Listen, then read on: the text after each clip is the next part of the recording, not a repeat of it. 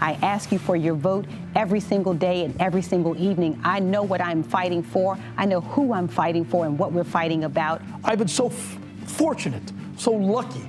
Now I have a chance to be a public servant and give back. Early voting kicks off today in Maryland ahead of the state's primary on May 14th.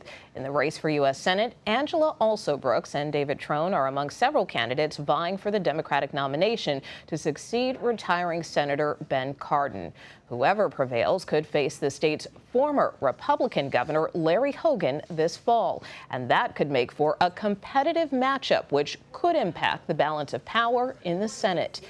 Maryland Democratic Senate candidate and Prince George's County Executive Angela Alsobrooks joins us now. Thank you so much for being with us here on America Decides. Well, thank you so much for having me. An exciting day we have here, first day of early voting in Maryland. Indeed. And of course, many people say there's no better poll than people heading to the polls. But looking at some of the polls that are out there, several of them have shown you trailing Congressman Trone, although you have pointed to your own internal polling that you believe shows a tighter race. How are you trying to close the gap in these final days?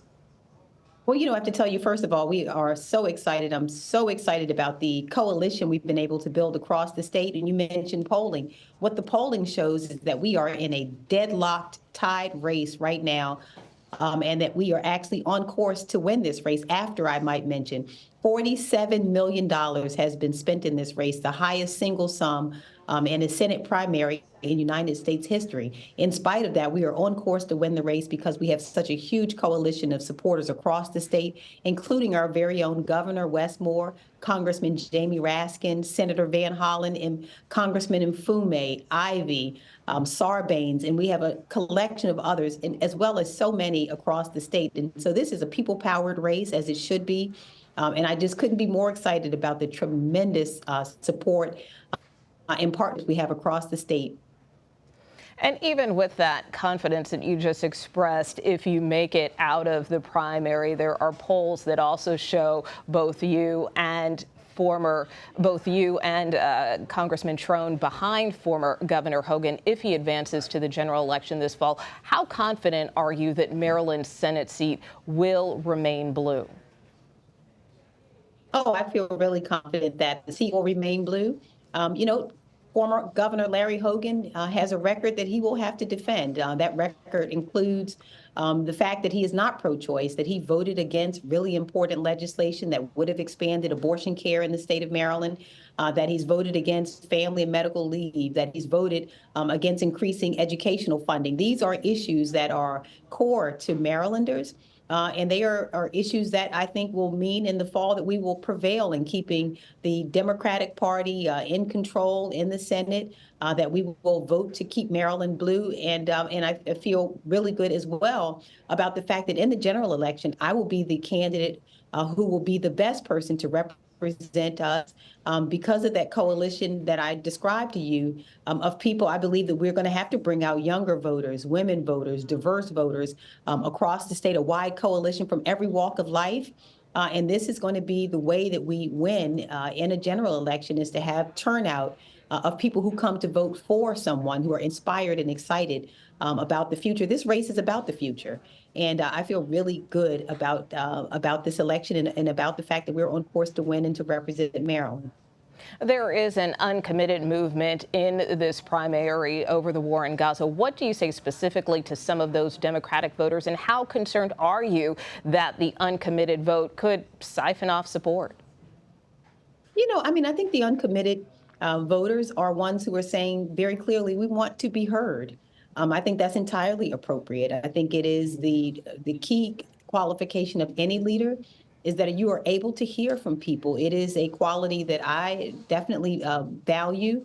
And I think we do have to hear from people who are concerned, hear what their concerns are. We hear from many who are concerned regarding the war in Gaza.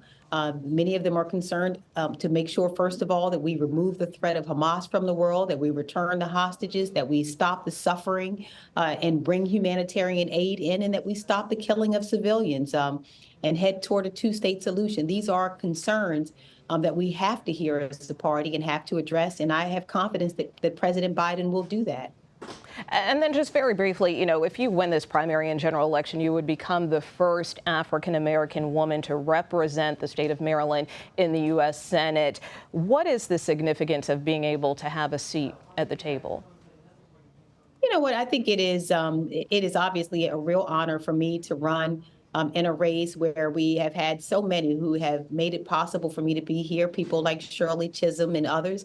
What I think representation means at the end of it is that every one of us, I believe, ought to be able to look in the Senate and see ourselves of every race, of every gender, and every background, because I believe that it makes our policies more complete. It makes our country stronger. I think our country won't reach its potential until every one of us of every background have a seat at that table to make sure that our policies and lived experiences are reflective of America.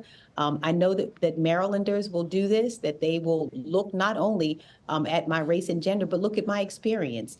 I'm a person who's been in public service for 27 years, serving as the state's attorney, defending and protecting communities, serving as an executive, providing economic opportunity and healthcare access. And so there are many factors that voters will consider, but I believe that my experience is the one that voters will find is most valuable and will be the reason that I will be elected to represent Maryland as their next senator. All right, Angela Alsobrooks, thank you so much for being with us. Thank you. Thank you.